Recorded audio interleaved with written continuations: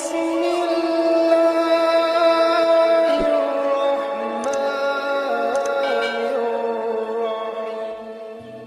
ini sekarang lebih ke motivasi nih tadi.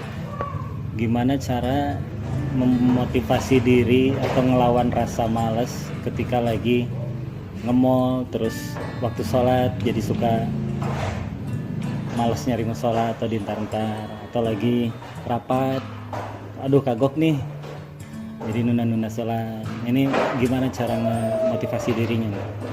Almar'u ala dini khalilih. Seseorang itu, kata Nabi, tergantung atau sangat dipengaruhi oleh siapa yang jadi temannya. Jadi kalau temennya orang yang seneng sholat duha, jalan kemana aja waktunya duha, berhenti dulu, gue pengen sholat duha gitu, itu ke bawah, akhirnya jadi habit.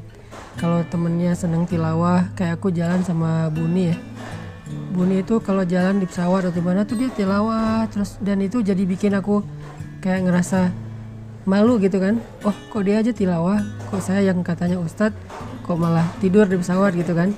Akhirnya ya tidur. Minimal muncul rasa malu dulu, terus besok-besok kayak diperbaiki pelan-pelan gitu. Dan itu memang benar sih kata Nabi, kita tuh gampang dipengaruhi, terutama oleh orang-orang yang kita kagumi, orang-orang yang mungkin kita masih respect sama dia, atau orang yang kita dekat sama dia, itu kita bisa dipengaruhi. Kayak selera makan aja bisa dipengaruhi loh.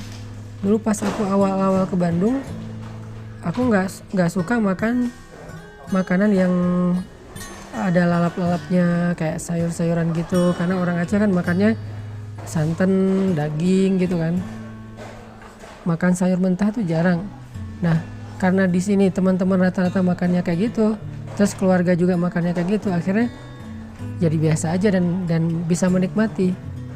Terus dulu mungkin senangnya yang santan-santan, sekarang malah nggak senang lagi yang santan-santan. Dulu senangnya yang aromanya rempah, sekarang malah kayak gitu-gitu udah jadi aduh enak ya gitu. Ini kan selera ini relatif ya, tergantung lingkungan. Nah, dalam masalah makan bisa kayak gitu, termasuk dalam masalah amal soleh. Jadi sederhana banget, cari sebanyak mungkin teman geng yang dia punya satu amal soleh yang kita nggak punya. Jangan cari orang yang soleh dalam segala hal, itu susah. Dia hafiz, dia ulama, dia mujahid, dia orang yang dermawan, dia apa.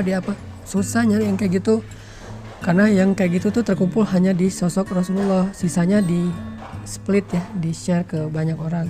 Ya mungkin ada yang ahli tahajud di antara kita, teman-teman geng kita, ada yang orangnya santun, itu aja yang kelebihan dia. Dia mungkin bukan ahli ibadah, walaupun gak bikin dosa, tapi dia orangnya santun gitu.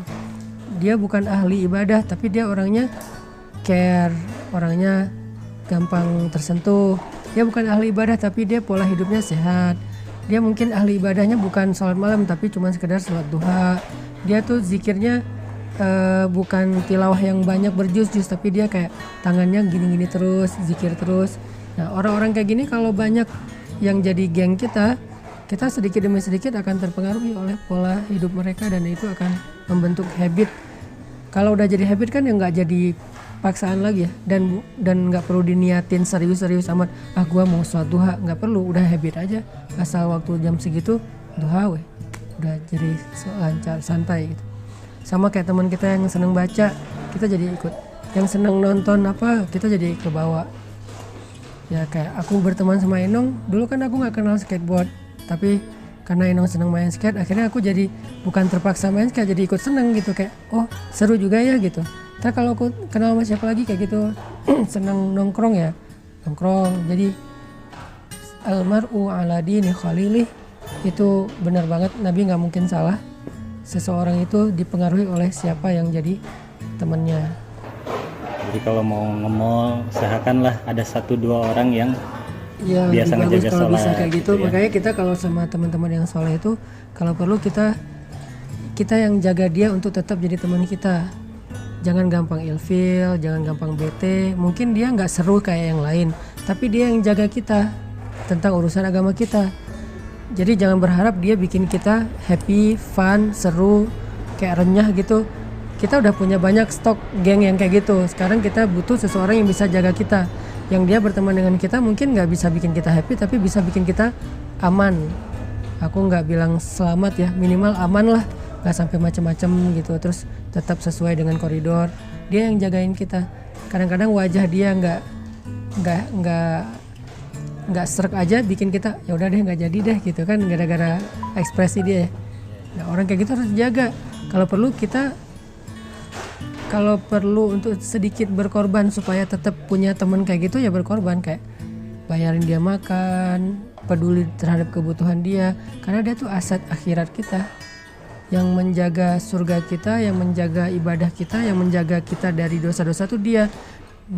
Jadi kerjaan dia itu adalah jagain kita, dan nggak ada angka yang sesuai untuk membayar itu, tapi setidaknya kita kayak menghargailah kebaikan dia supaya dia tetap, walaupun dia nggak mengharapkan itu, tapi supaya dia makin sayang sama kita, makin itu harus